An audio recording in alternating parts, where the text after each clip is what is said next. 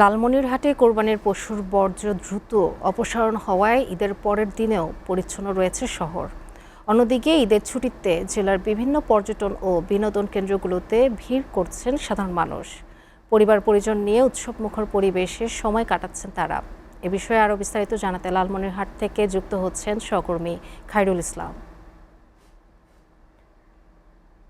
খায়রুল, ঈদের ছুটিতে পর্যটন কেন্দ্রগুলোতে কি দর্শনার্থী বেড়েছে বিস্তারিত জানাবেন। তামিমা, আপনি যেমনটি বলছিলেন পবিত্র ঈদ উল আজহা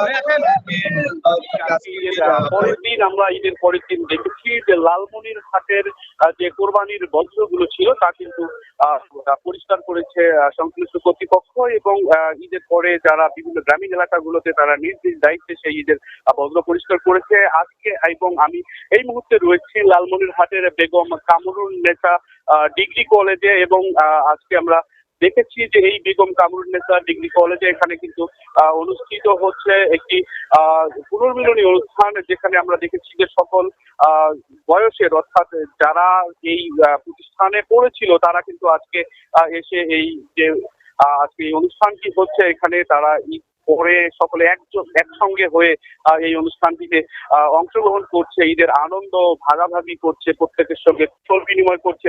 আমরা এখানে দেখছি যে এদের সবাই সম্ভবত একই ব্যাচের এবং তারা দীর্ঘদিন পর একসাথে হতে পেরে বেশ ভালো লাগছে বলে আমাদেরকে জানিয়েছে। আমরা একটু অনুভূতি জানতে চাইবো আপনার কাছে। এই যে আপনারা 30 বছর পর এই প্রতিষ্ঠানে এসে ঈদের পরে একসঙ্গে এসে মিলিত হয়েছেন, আপনাদের কেমন লাগছে একটু জানাবেন আমাদেরকে।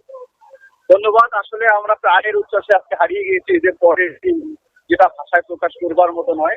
দীর্ঘ 30 বছরের পথ চলায় অনেক শিক্ষার্থী এখান থেকে বেরিয়ে গিয়েছে, অনেকেই অনেকভাবে প্রতিষ্ঠিত হয়েছে।